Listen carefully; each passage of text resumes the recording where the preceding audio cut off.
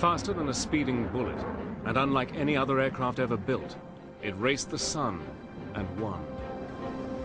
Flying at speeds of 2,000 miles an hour, in the top 1% of the Earth's atmosphere, it holds every major speed and altitude record for a jet. You did all of this effortlessly, and that was the feeling you had, that you had control of so much power. It was the world's first stealth aircraft, flying over enemy territory and photographing 100,000 square miles of the Earth's surface in an hour.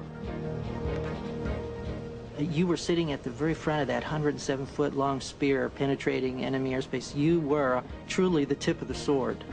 If anything went wrong, we would be on the 6 o'clock news. Once shrouded in secrecy, Battle Stations now reveals, using archive film and color reenactments, the covert world of the SR-71 Blackbird.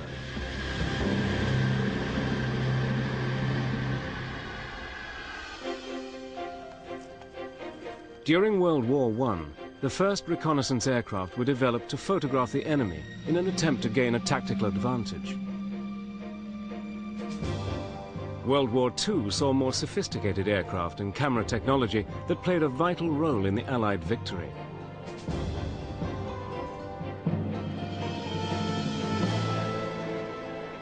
After the Second World War, the world was left with two ideologically opposed superpowers. The Cold War had begun, and the United States wanted to keep a watchful eye on events behind the Iron Curtain.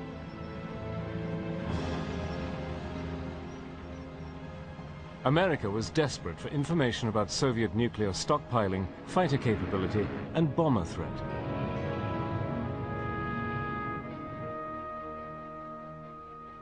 In early December 1954, operating to the direct approval of President Eisenhower, the task of creating the next generation of reconnaissance aircraft was assigned to the visionary designer Kelly Johnson and his elite team from Lockheed's Advanced Development Program, known as the Skunk Works. I think Kelly's operation of the Skunk Works was probably unique in aviation industry. To start with, he had a very, very small cadre of people. He handpicked everyone that worked for him. They were swore to ultimate secrecy. There was absolutely no leaks within the system. He was guaranteed of that. He also made it a point to co-locate his engineers and his producers, the people who were building the airplanes. So the engineer could come up with a drawing and he would walk out on the hangar floor and talk to the man who's bending metal. I can't stress enough the engineers directly with the shop people all the time. And Kelly, when you had a problem, you'd have a meeting and decisions were made right then. He was always very fair. He could be very tough. He was no pussycat, I'll tell you. Kelly's Skunk Works produced their first spy plane in 1955, the U-2. In an effort to evade Soviet radar, the U-2 was designed to fly at an altitude of 75,000 feet. In 1956, it began overflying the Soviet Union on reconnaissance missions. But the Soviets' latest radar systems were more advanced than had been anticipated. When the U-2 flown by the CIA first began their operations over the Soviet Union, they were shocked to discover that the Soviets were tracking them even on the very first mission. And so it became obvious that the U-2, despite its altitude, which was to be the saving grace for the aircraft, that it would be too high for Soviet radar to be tracking. It turns out they had better radar than we thought they had. The Soviets protested at this continual violation of their airspace, but Eisenhower repeatedly denied the existence of an American spy plane. Every U-2 flown over the Soviet Union was in serious danger. The U-2 was being tracked, and that was a great concern to not only to our country, but to Lockheed, who had promised that this airplane would never be seen. Determined to create the ultimate spy plane, Kelly Johnson returned to the drawing board. He began designing a new supersonic aircraft that could fly faster and higher than the U-2 with the lowest possible presence on enemy radar screens.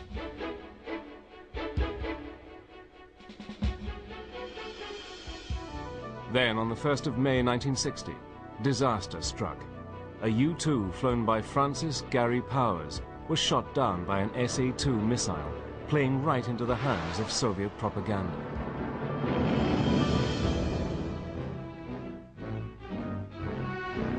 In Moscow, Nikita Khrushchev is shown as he told the Soviet Presidium that pilot Gary Powers of the downed American reconnaissance plane was alive, and that Russia had seized spy photographs made 1,400 miles inside Soviet borders.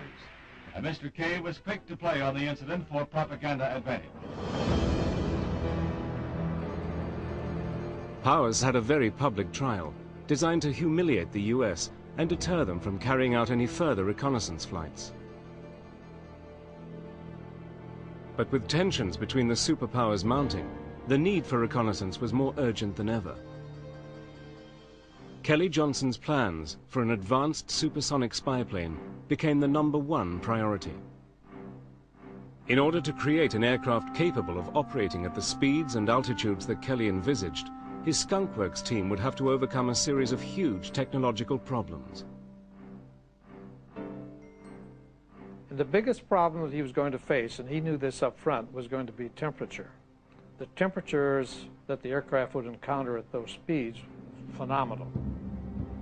It was clear that a traditional aluminium airframe would not withstand these extreme conditions. You could not fly an airplane past 2.6 Mach, and you just barely make it then with aluminum, because the airplane had just turned to jelly. The decision was made to build the airframe from titanium. Titanium was both light enough to reach altitudes in excess of 80,000 feet and strong enough to withstand the enormous temperatures generated by Mach 3 flight. No one had ever built an airplane out of titanium.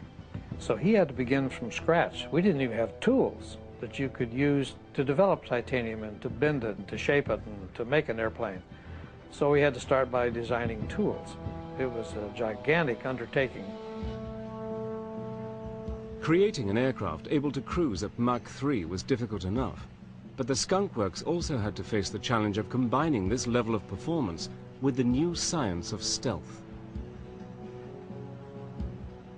To avoid features that would create strong radar reflections, the plane had taken on a revolutionary shape.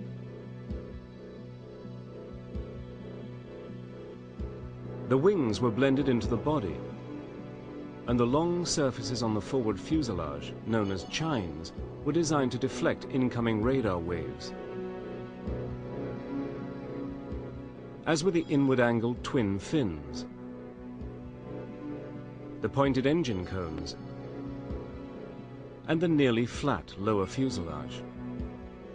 Also, a special radar-absorbent plastic, or composite, was developed to be incorporated into all the leading edges. When you look at an SR-71, 20% of what you see is composite. You know, it's just unbelievable at that time, and it was developed in our shops. An SR-71 was 100 times smaller radar return than an F-14, which is only half as big and was developed 10 years later. So that was a really, truly first airplane specifically designed with stealth in mind. The development of the SR-71 was being carried out under conditions of utmost secrecy. But then, on the 24th of July, 1964, to the amazement of the Skunk Works team, President Lyndon B. Johnson revealed to the world that America had created an advanced new spy plane. I think everybody was surprised when President Johnson made the announcement. I know the military was certainly surprised because it was supposed to have been a secret airplane. It was a political ploy. He was grasping for some boost in his ratings, and so he elected to make the announcement when, in fact, everybody was trying to keep wraps on the project. On the 22nd of December 1964, the SR-71 was rolled out onto the flight line at Lockheed's Burbank plant.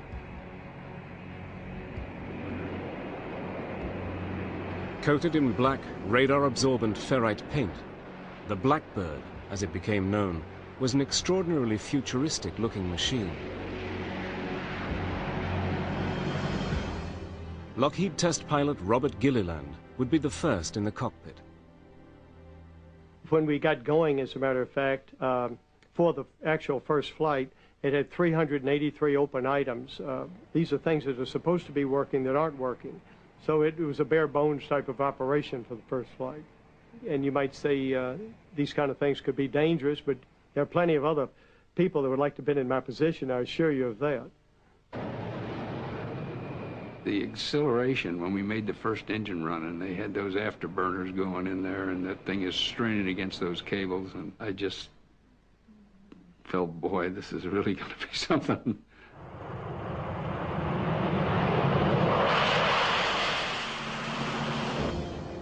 The flight lasted just over 1 hour, reaching top speeds of over 1,000 miles an hour, a phenomenal accomplishment for a first flight of any aircraft. Kelly Johnson was there and some of his guests were there, and I don't remember who all else was there, but the whole kit and caboodle were very happy, including me. It seemed that Kelly had created his ultimate spy plane. But would it be able to evade radar and fly high enough and fast enough to escape the Soviet fighters and missiles?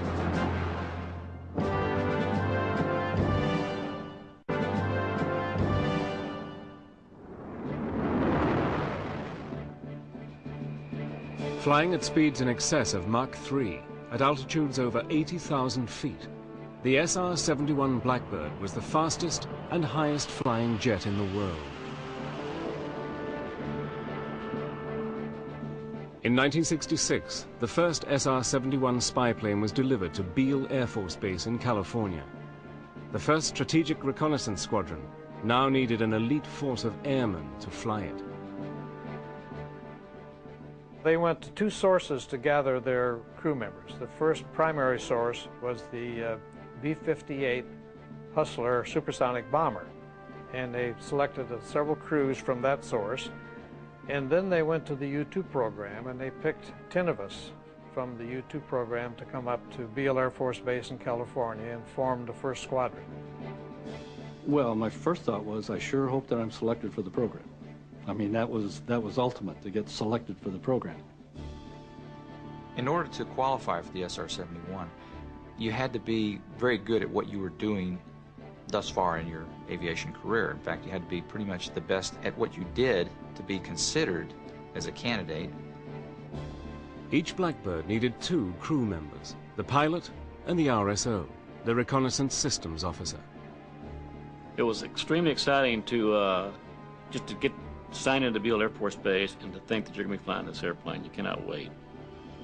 But the selection interviews and evaluations alone lasted a week and included a rigorous physical examination, the same as experienced by the astronaut corps.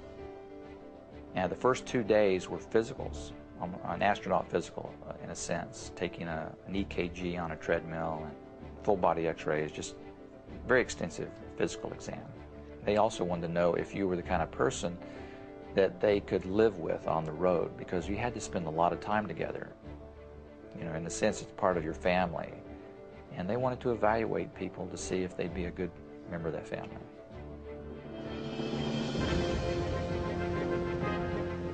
The pilot began his actual training with long hours in T-38s and in the SR-71 simulator. The intense simulator sessions tested the crew members to their limits. They basically made it a grueling experience. They would just give me multiple malfunctions to deal with. In fact, they just keep giving you another problem on top of another problem until you're juggling 5 or 6 or 7 balls at once, and eventually you have to start dropping them. And they would evaluate how you prioritized which ball do you drop. After months of training, the crews were ready for their first flight together. The extreme speed and altitude called for special protection, and this came in the shape of the $120,000 pressure suit. 2 technicians suit you up. You step down into it, you put your arms into it, and it comes up to your back. The boots are separate from the suit, and they're just regular, real combat boots. The gloves are especially handmade for you, and they snap on with little O-rings onto your suit. When you put the helmet on, it's quite heavy, and once they snap it down, you hear yourself breathing. For a few moments there, you get some claustrophobia. I did anyway. The suit was designed to have 100% oxygen in the nasal cavity area and then compressed air in the rest of the suit, so that if you were to lose cabin pressure at 80,000 feet or above, the nitrogen bubbles in your system would come out and your blood would boil. So you need some kind of an environment around you. That's what the pressure suit provided. Suited up, the pilot and RSO are ready to be escorted out to the aircraft for their first flight together.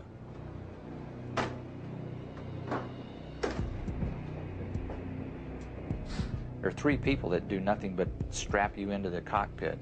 And unlike a lot of aircraft, this cockpit is down sort of in the bowels of the aircraft. You get placed down inside the cockpit and strapped in. And then the canopy is lowered on top of you. You don't even lower it yourself. Someone has to do that for you and lock it down. You're kind of becoming part of the aircraft, and it's becoming part of you. A shot of triethyl borane gas ignites the fuel, and the J-58 engines are started.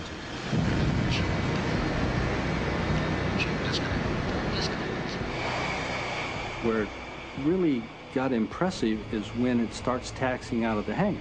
And it's 110 feet long, and so this thing keeps coming out, keeps coming out, keeps coming out, and all of a sudden you realize that's an awesome looking airplane as it gradually comes out of the hangar. So here we were looking at an airplane that was going to be going 2,000 miles an hour, and its design was so futuristic. It was like no other airplane that had ever been designed, because it was going to fly in an environment that no other airplane had ever been in. Tower aspect 30 is number 1 for takeoff.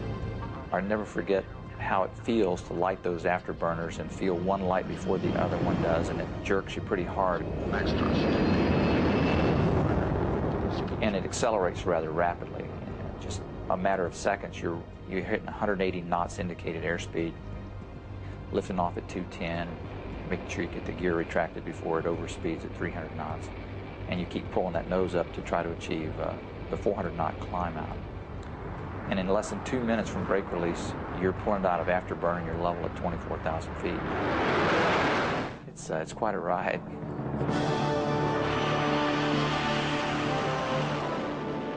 I remember the first time I took the aircraft up to speed and to altitude, I went through Mach 1, and then I approached Mach 2, and it went through Mach 2 without the slightest indication of any problems, and I marveled at that. And then it rolled right on through Mach 3. Of course, none of us had ever been that fast before, but you did all of this effortlessly, and that was the feeling you had, that you had control of so much power on this aircraft that it was almost limitless. As the SR-71 accelerates through Mach 3, the triple sonic boom is followed by a blast of heat radiating from its black skin that reaches temperatures of 1,100 degrees. It truly flew through the air like a hot knife through butter. It really did. So it was pointy on every end, but it had elegance. But it was an elegance that was designed for performance. After 10 months of grueling training, the SR-71 crews were ready to go operational. Flying over heavily defended areas in enemy territories would push both the aircraft and the crews to their limits.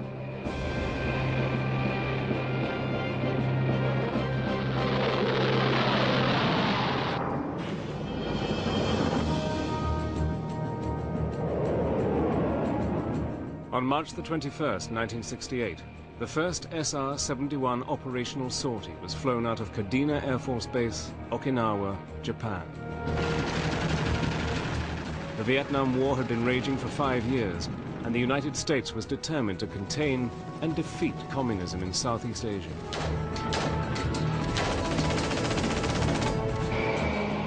The role of the SR-71 would be to gather photographic and electronic intelligence of their enemies. They would fly daily over territories where one mistake could cost the lives of the crew and provoke an international incident. In this program, the margin for error was so narrow, almost to nothing. that it really was the pressure of flying the mission flawlessly. So that, because if anything went wrong, we would be on the 6 o'clock news. SR-71 missions were always carefully planned. In their briefing, the crews thoroughly study the mission route and surveillance areas and are warned of potential enemy threats. Well, we try to stay well informed about our adversaries' capabilities, about their ability to track our movement, our aircraft, any potential surface-to-air missiles that might be a threat to us, or any aircraft that might be a threat to us during a flight. 3 hours before the mission, they have a medical checkup and eat a high-protein meal of steak and eggs. The crew chief and his staff spend hours inspecting the SR-71 for any possible mechanical problems. Pre-flight on the aircraft starts around midnight. We're staying for a 6 or 7 o'clock launch in the morning. And there's a lot of procedures that you go through. Cameras have to be uploaded. The bays are in the forward section of the chines, and then the cameras was electrically lifted up into it. We always loaded a light load of fuel for the mere fact that it's a lot easier on the airframe, it's a lot easier on the tires, the landing gear, and so forth like that. There was always excitement in the air, electrifying. Every time you fly the airplane, everybody was keyed up. Everybody did their job and did it extremely well and took it very, very seriously. Everybody worked together, and it was a team effort, and everybody knew that they was striving for that one thing, and it was perfection. The SR-71 demanded it because there was no room for error.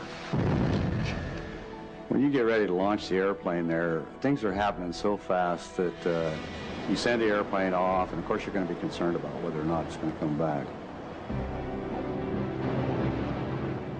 You're constantly thinking whether everything is correct or not, and those questions kind of creep into your mind.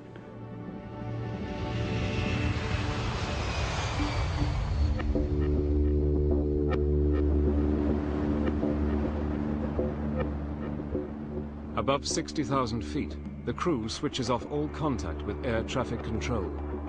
Only a select few know where the Blackbird goes next. The pilot in the SR-71 spent all of his time flying the airplane. The airplane operated on autopilot, that's true, but you had to kind of hand fly the autopilot. It demanded your attention all the time, and so the fellow in the back seat, the reconnaissance systems officer, he handled all of the auxiliary systems. Sitting in the rear cockpit, the RSO must keep the plane on the black line, the pre-planned route to the target. As they reach enemy territory, he concentrates on the radar and defensive systems, trying to jam enemy communications in the event of a missile launch. We carried the same type of jammer that was used throughout the Vietnam War by all of the fighters and bombers, which attempted to jam the communication between the radar site and the missile itself. Once they began the communication, our indications in the cockpit would go from warning to jamming, and it would be jamming that communication link to the missile. But sometimes the enemy would try to attack the SR-71 by launching a missile without any radar guidance. We were coming in off the water, headed inland, and the pilot says, "Hey, Reg, look out your right window." And here is what looks like a telephone pole about 150 yards away that's going just straight up. He said, "Was that close enough?" And I said, "Yeah, that was close enough." Our main defense, if we were fired upon, was increased speed. And we could increase 100 knots, 200 knots in just a matter of seconds, which is a lot of differential in speed for a missile to cope with. Approaching the target area, the RSO concentrates on operating the high-tech surveillance equipment. The 6 different cameras were able to photograph 100,000 square miles in an hour, producing images with such high resolution that a vehicle's number plate could be clearly identified. The surveying capability of the aircraft was fantastic because you're going in a straight line for 2,000 miles. You could look out as far as the horizon goes, and from horizon to horizon, that's what you could survey.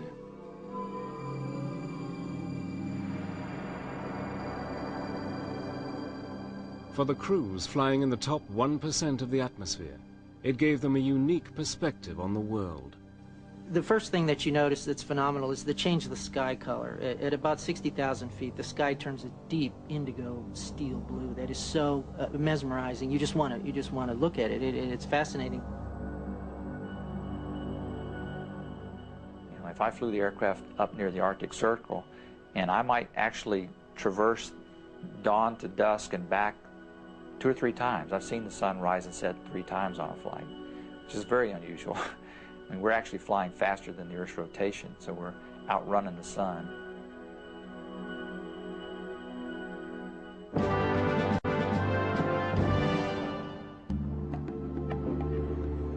Lockheed's SR-71 Blackbird was a unique flying machine that offered the United States awesome opportunities of surveillance over its enemies. The role of the SR-71 is strictly reconnaissance. It's designed to fly when you want it to fly over heavily defended areas. We have satellites, but the satellite is very predictable. The SR-71 provides flexibility. They can be there anytime, day or night. When the SR-71 returned from a reconnaissance mission, the highest priority was to download the cameras, known as sensors, as quickly as possible. Everyone was deeply concerned that their sensor performed as it was designed to do and programmed to do. So there was a lot of serious concern there, and there was a lot of happiness because the plane had made a successful mission and the crews were home. The films were then rushed off for processing and analysis. Well, the photo interpreters were a brilliant bunch of young airmen, and they could look at that film and they could spot something had been moved or a new facility was going up. They were great at that. And they would call their supervisors if they saw something of interest, you know, that needed to be flagged and brought to the attention of the intelligence people. One of the things I enjoyed about flying the Blackbird was knowing that information is power. The information we would gather could very well preclude bombs having to be dropped at all. It could save a lot of people's lives by having the right information at the right time. The Blackbird crews were successfully infiltrating enemy territory and gathering a mass of intelligence about their adversaries. But with the Iron Curtain still firmly in place and Soviet technology constantly improving, how long would the SR-71 remain flying safely in such dangerous areas? It would soon face the ultimate test.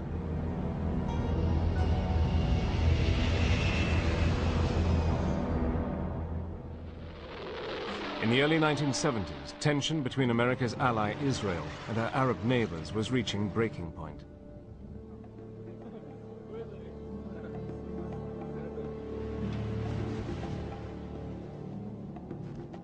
At a summit in June 1973, the Soviet leader Brezhnev warned Richard Nixon that America's strong pro-Israeli stance in the Middle East was making it difficult for the Soviets to hold back their Arab allies. On the 6th of October 1973, Soviet-backed Egypt and Syria attacked Israel and made dramatic territorial gains.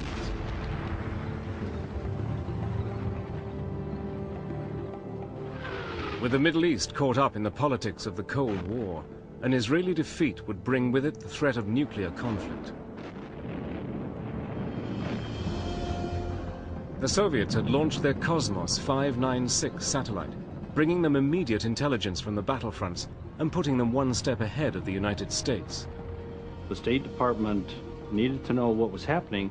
We couldn't afford to take a satellite out of its orbit. There were priority missions in Russia, and the Russians had put up several satellites knowing what was happening there. They were supporting the Egyptians. We had promised to go ahead and support the Israelis, but we had no intelligence coming in at that particular time. It was time to bring in the Blackbird.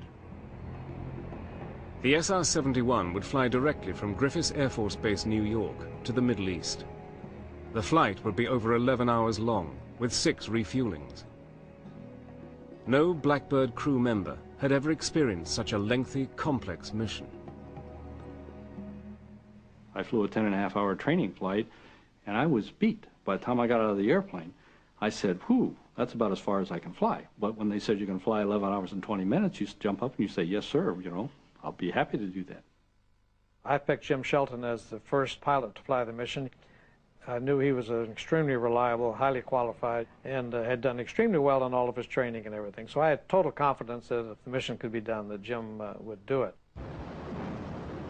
On the 12th of October, under codename Giant Reach, the mission began. We took off from Rome, New York around 1 or 2 in the morning because you want to be over a target area somewhere between 11 and 1 o'clock. This allows you to have some shadows so the photo interpreters can go ahead and judge elevation, but yet get you the best sun position you can have. By 10 o'clock in the morning, the SR-71 had reached its second refueling point over Portugal. Because of the highly classified nature of this mission, no one other than the tanker crew knew they were coming.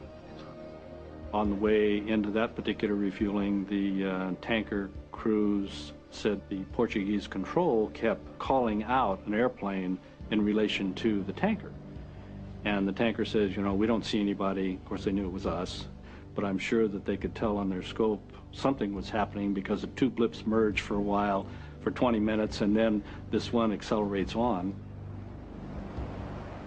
Jim Shelton approached the Egyptian coastline. The Egyptians were well equipped, with their Soviet allies constantly replenishing their supplies. Russia was developing the SA-5, which was a missile that would go up above, well above your altitude and come back down at you.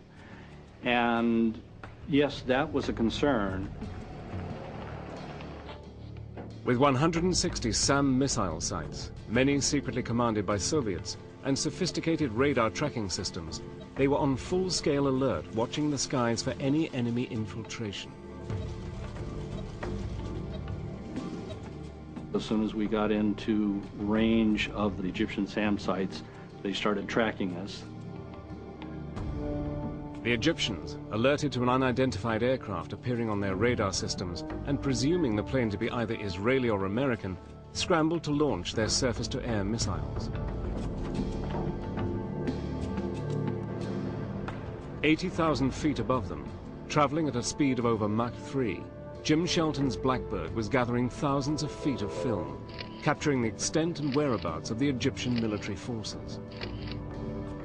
You had the radar receiver in the back cockpit. Gary could tell me that, yes, now we're being tracked by some SAM missile. We need to do something. So at that particular point, we would jam, we would speed up. By the time the Egyptian missiles were ready to fire, the SR-71 had already cleared their airspace and was speeding towards Israel. But the heavily armed Israelis also had no knowledge of this covert Blackbird operation and immediately went on full alert. When we rolled in on the first pass over Israel, my defensive system just lighted up like a pinball machine. And I indicated to my pilot, I got all these indications back here. I said, just, you know, maybe keep your eyes open because it seems like somebody's shooting at us. Despite launching a barrage of missiles, the Israelis did not manage to shoot their presumed enemy out of the sky. The Blackbird headed back to the United States. We got everything we were tasked for, got the airplane back, and that's the first time airplane, the SR-71, had flown 11 hours and 20 minutes. After we land, the next couple of days, Gary and I get invited to the Pentagon. Admiral Moore, chairman of the Joint Chiefs, wanted to thank us for the work that we had done, and they showed us some photos. The photographs were detailed enough to show how many Israeli tanks had been destroyed in the initial battles. We were to go ahead and resupply the Israelis with some of their lost equipment. So the photo interpreters are counting the number of tanks that we would be replacing. So it was a very crucial point for the SR-71. It was a very sensitive mission, and there was a lot of pressure to get that first one done. Jim and his backseater nailed them. He got all the targets, and everyone was absolutely elated. 8 more successful Blackbird missions supplied detailed intelligence that the war was now turning in Israel's favor. With this information, the United States was able to broker an eventual ceasefire on the 24th of October. I think the SR-71 contributed greatly to the resolution of that war. No one knew the airplane could fly that far and perform a mission like that and come back and hand the intelligence people the product.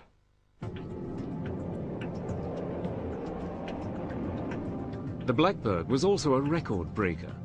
On September the 13th, 1974, Kelly Johnson's SR-71 flew across 7 time zones from London to Los Angeles in a race with the sun, taking just 3 hours, 47 minutes, and 39 seconds.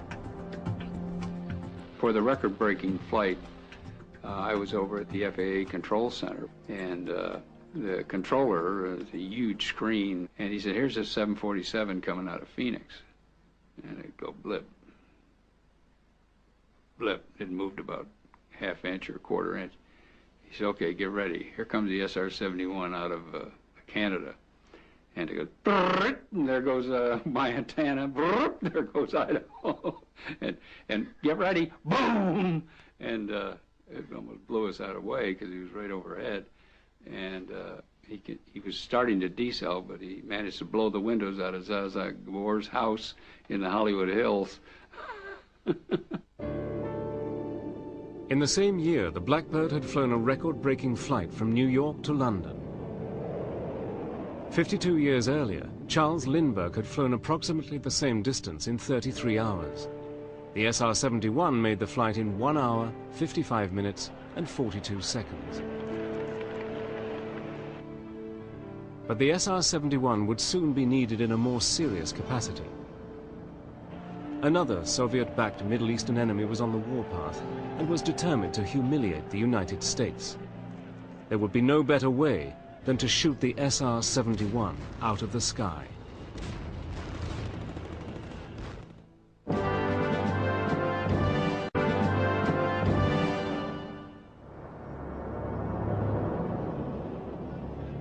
Tension between the United States and much of the Arab world continued.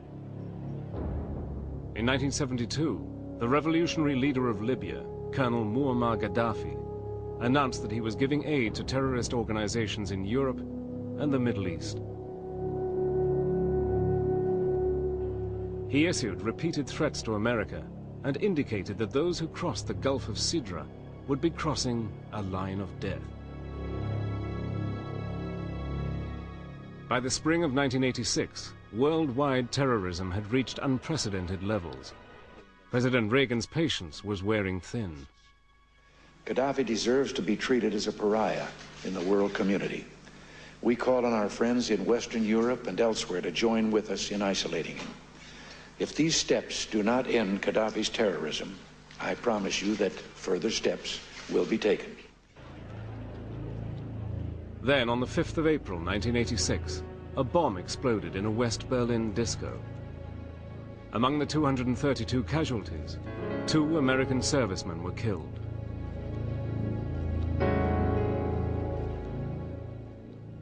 The United States found clear evidence that Libyan leader Colonel Gaddafi was behind the attack.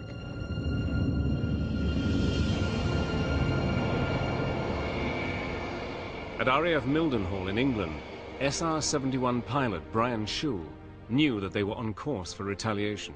Now, we knew that something was going on because all of a sudden the Mildenhall base had an extra security arm of guards around it.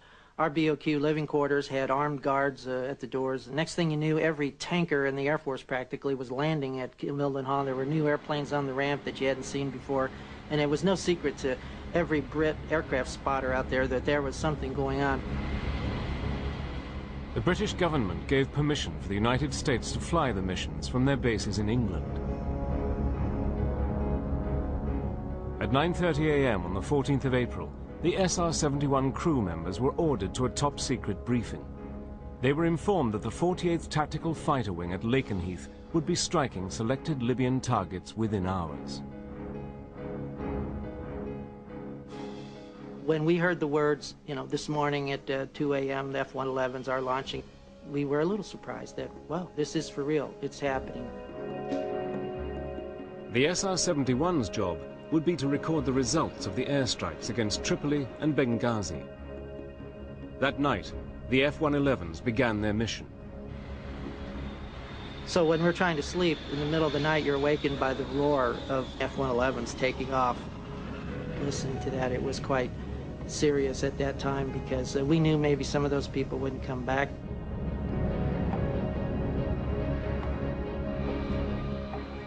By the time the SR-71 crews arrived to prepare for their mission, the F-111s were already bombing Libya.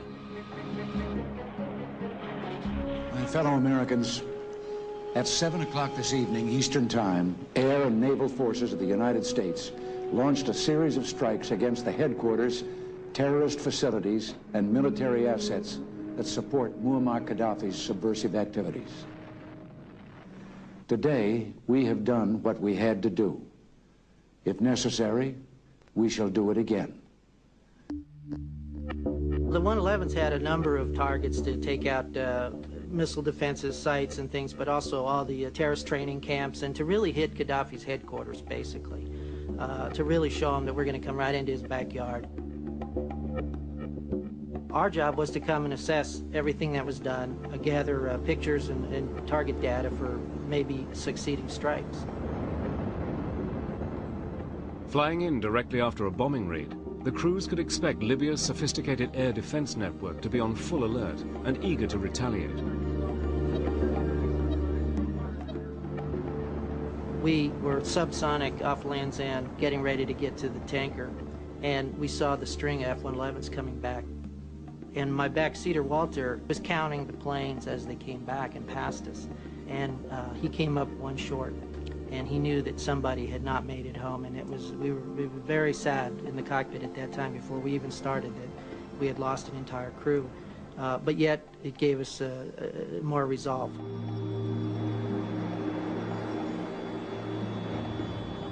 After refueling and now traveling at supersonic speeds, they neared the Gulf of Sidra and the Libyan target area. We're doing over 2,000 miles an hour at this point, and we were like a speeding bullet, except faster. And we had crossed the line of death with impunity.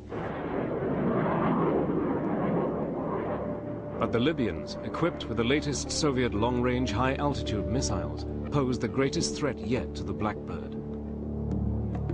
It was at that time that Walter started picking up some missile signals. He got 2 indications and then actually got a launch indication.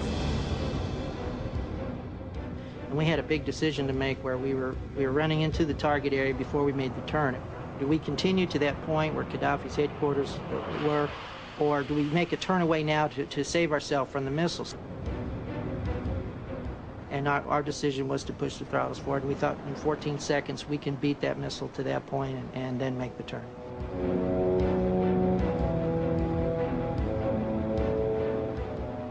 Made the turn, went feet wet, got to the coast, and I will tell you, that was probably the fastest I've ever seen the SR-71 fly.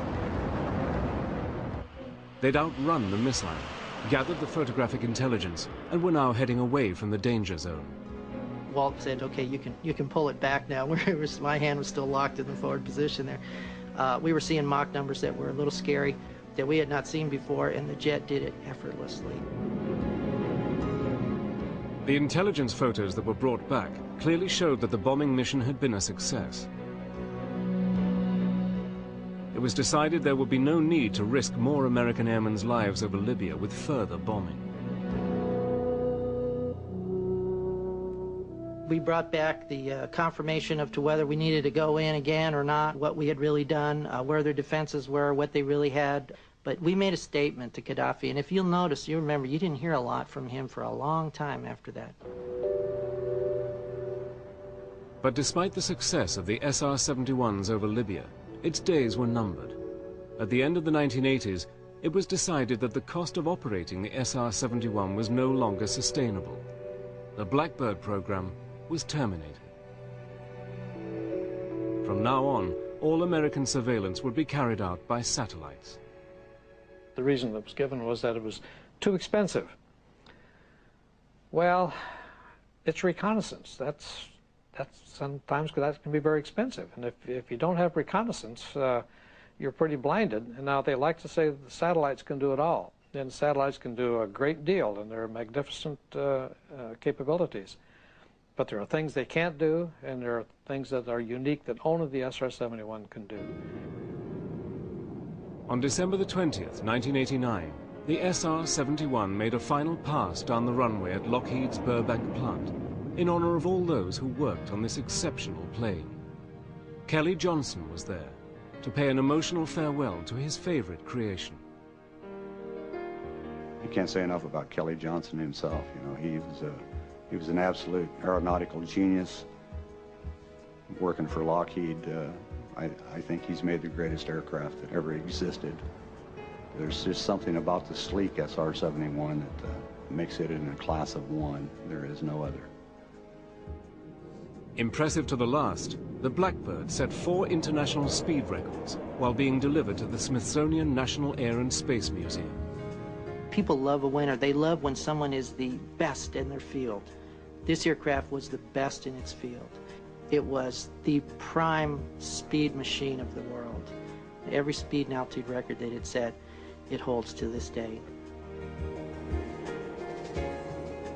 The SR-71 Blackbird served 6 different presidents and saw action on hot and cold war fronts alike. And despite being shot at over 4,000 times, no aircraft was ever lost to enemy fire.